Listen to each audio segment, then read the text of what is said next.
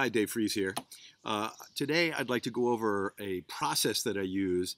I do this about once a week, but there's a little bit of a follow-up. I do a mini version of it once a week on Mondays before I meet with Lisa Snyder, who helps me with the marketing, both for the law firm and for the coaching programs and products. So this process I use creates just an unlimited supply of marketing ideas, and it's making sure that we are reviewing what we're up to and modifying and improving our marketing calendar on an ongoing basis. So yeah, I wanted to make sure that you knew I had everything I needed here. I have a small dog today, Tucker, and I have an iced coffee. If you don't have one, you might want to get one. And then I have 3 magazines of very different types. I want you to figure out, and I just looked through these a few minutes ago to prepare. So I've got Popular Science, I have Inc., and I have Cosmo. And obviously these appeal to very different markets. So one of the things that you're going to want to do in order to utilize this process is to figure out what magazines, trade journals, popular magazines that the vast majority of your best clients or customers look at and enjoy. If you haven't been asking those kinds of questions, you might want to start, and you might want to do it all in one fell swoop by trying a survey that you're sending them by email and offering, of course, to share the results with them and making it kind of entertaining for them. Why do you want to know what your clients and customers are reading? Well, the obvious reason is that you'll be able to see how other people are approaching them and talking to them, the language they're using, what's provoking interest, what their fears, worries, and concerns are, which will be very powerful and helpful to you in developing your own marketing, developing your own products and services that you're going to be selling to them. So once you know a couple of the magazines, journals, newspapers that they're reading, this could be a very, very, very useful exercise to go through. So first, let's take Inc. And let's say that you're a business to professional or B2B business that's selling to the same demographic that reads Inc. It's pretty easy to figure out what the demographics of any of these major magazines are. You can actually call their advertising folks and ask about the demographics and the advertising costs because someday you might advertise here, but more importantly because you want to know who they are actually appealing to and seeing if it's a good match to your market. Now notice I said that you want to know what your best clients and customers are reading. Those are the people that we're most interested in appealing to with the things that we write, the products and services that we develop, and the advertising and marketing that we do. So Inc., a couple of things I just want to show you really quickly here. So what I would do is I would sit down at least once a month with a stack of magazines that appeal to my particular marketing, and I do this for each of the businesses and for each of the products and services that we're really trying to work on in each of these areas. So if Inc. magazine repeatedly showed up as something that my demographic was reading, I'd go through it and then I would make a list something like this. So notice that they have a cover for the cover that is promoting a conference. So are you doing things when you send out materials? Are you promoting other things that you're doing? Are you promoting other people's? And this will also give you ideas about how to do it effectively, about the layout, how they handle registration. So a cover to the cover. Then let's look back here. And we've got, you'd think I'd get that right by now. The covers often give us formulaic kind of approaches that we could use. So you'll see here, Next Gen Time-Saving Tools, page 45. Whenever we produce written materials or even videos, when we're promoting them, it's great to say, this appears at minute such and such of the video, or this appears at page such and such of the report. So next-gen time-saving tools could easily be converted to something else that you're doing in one of your reports, and easy to make a formula out of that. Next-generation blank tools. Beat Your Own Mind Games. Here's another one. And Twitter CEO Dick Costolo on keeping focus under fire. So it could be that keeping focus under fire is a topic that's of interest to your audience, but it could be that you could produce something else, interviewing a person who's familiar, well-known, or has a powerful job that would be well-known to your readers. So notice here that we've got the major headline, Get More Done. So we're really getting a sense of what the readers of Inc. magazine are looking for. So I'm keeping a list as I go, and then we're using this list in our Monday meetings to go through and modify our marketing calendar. Now notice this assumes two things. One, that you're creating the time, certainly each month, preferably each week, to actually work on your business or your professional practice and the marketing of it, or to work with the people that are doing that for you and to coordinate it and make it more strategic. And that as part of that, you're keeping a marketing calendar, which will get you to use your resources way more intelligently, way more effectively. And you'll be looking back to see each campaign that you did, will it be working or not? We also watch for the sort of images that our readers here in these magazines are being shown, because that overlaps with our demographic. And we look for headlines that we can use for articles that we're writing in subject lines. Now, when I talk about, and when anybody talks about a swipe file, understand we're not saying to go and violate the copyright. We're not saying to copy this, and it may not even be effective, it may not work for you, but to take these kind of ideas and make formulas out of them that you can easily adapt to your audience. So here's one that we see, which is a headline that says, "Where there's business, there's Epson." Now, where there's blank that gets them back to you could be a very, very useful tool. Here's a headline: "I went straight from college to running my own business." Again, it is a particular type of headline, and it reminds us to check, are we using this? Are we using a quote headline or a testimonial headline? If you want to see some great testimonial headlines, look at what Citrix GoToMeeting is running in lots and lots of magazines that you're probably reading. They're running them over and over again, month after month. The headline is a testimonial for Citrix. In this case, it's a quote. And using quotes and using testimonials in the headline as the headline can be highly effective. Here's another image-heavy ad, and this says, "The cloud that turns gamers into titans." So the blank that turns blank into blank might easily be adaptable for you. Here's an article: 4 big hiring mistakes and how to avoid them. Are we working on any reports? Are we working on any short PDFs? Are we working on any checklists where a headline like this might be useful and attractive to our readers? And notice here, again, it's hiring mistakes. It's alerting us to who and what the readers of Inc. magazine are worried about and thinking about. And if we've found that our buyers are Inc. magazine readers, this could be very, very useful in leading us to the kind of content that they might want to see. Here's an article called Tip Sheet, and it's damage control, subheading: "Making unpopular choices is part of running a company. What you need to know to avoid pissing everyone off." I could see where that would be easily adapted by you to this same type of audience with content that you might have. These are the sorts of things, by the way, that we do in the mastermind groups. We go through what you've been developing and trying to make sure that we're adapting it to your audience and getting you to adapt it to your audience. Once you get this practice down, though, it becomes very, very easy. We have more ideas than we could ever want once a month, and we keep track of them.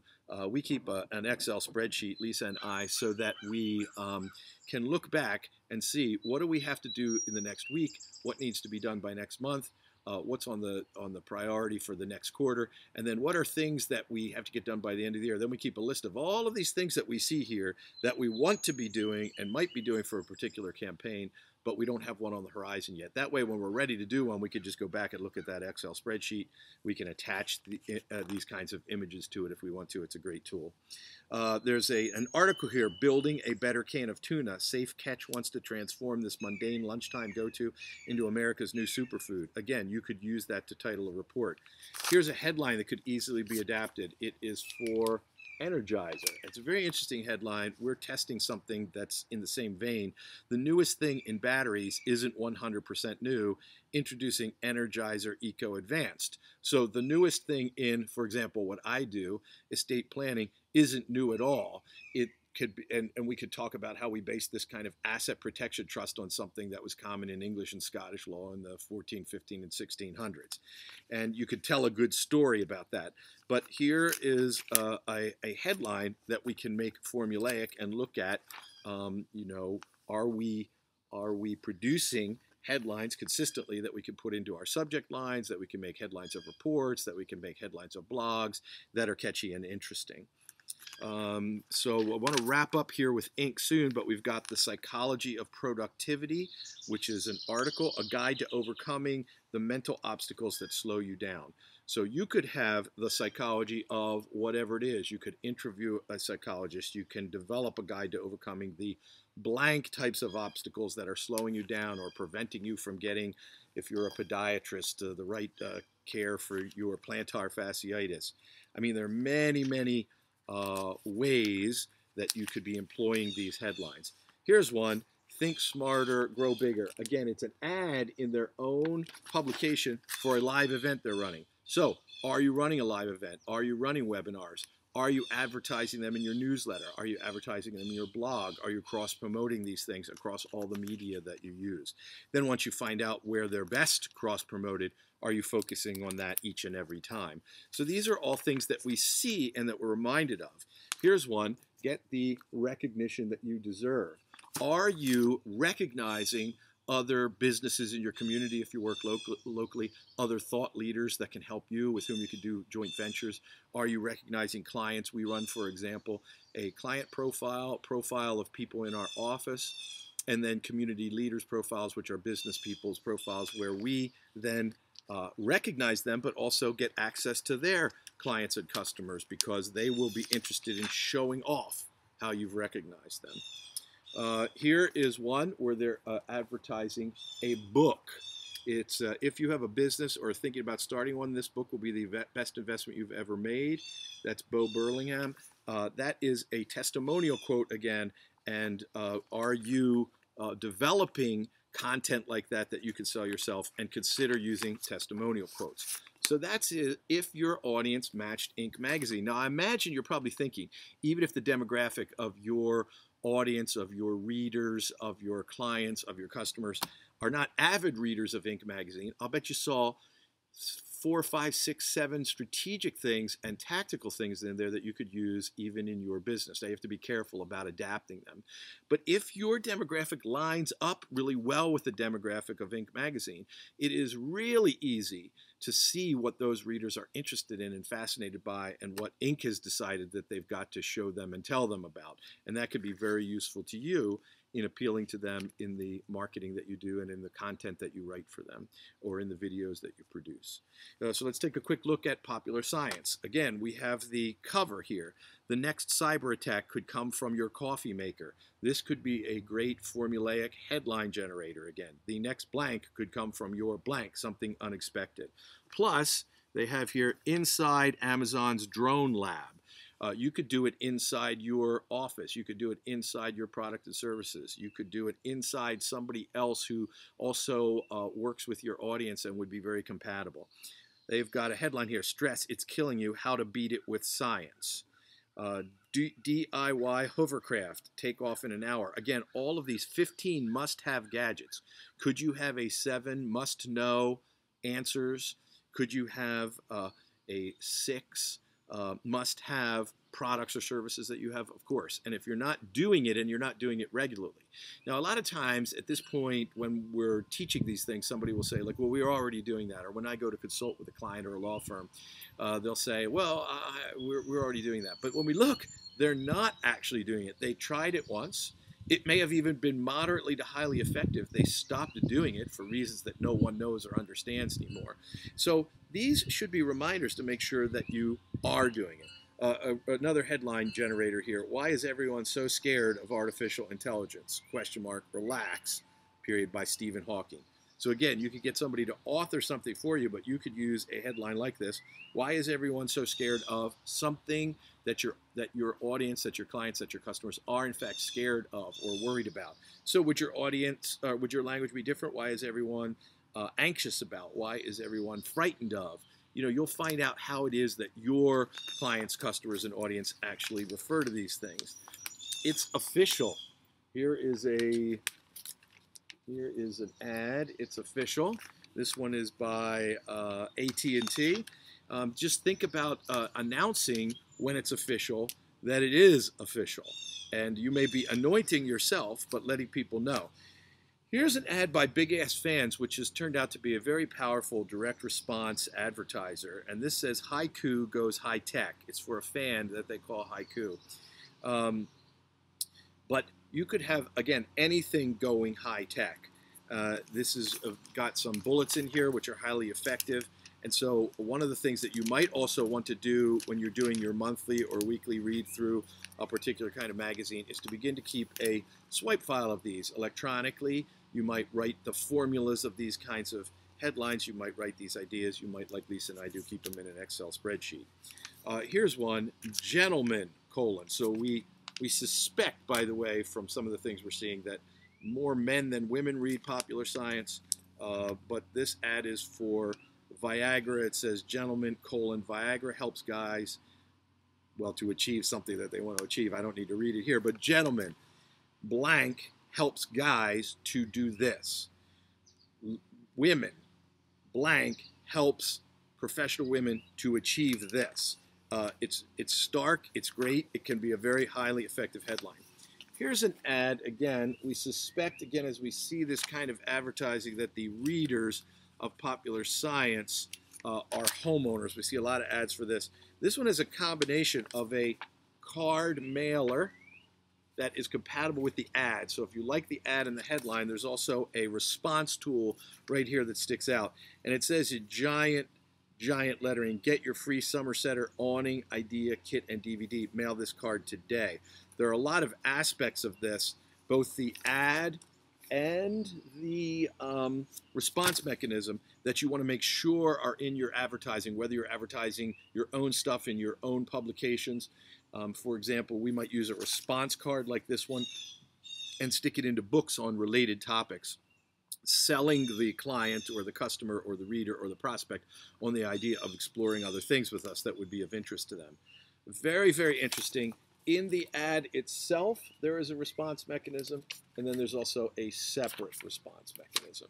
Very, very powerful. Are you doing that? That's a great question that we asked ourselves. There's an ad here, shoes that will change your life. And please notice that there's a sort of sidebar over here. It says scientifically engineered, remember what magazine it's in, to defy gravity, shoes that will change your life, ... guaranteed. Now, obviously, if you're an attorney or doctor, you can't put guarantees in your headlines, at least not as to results.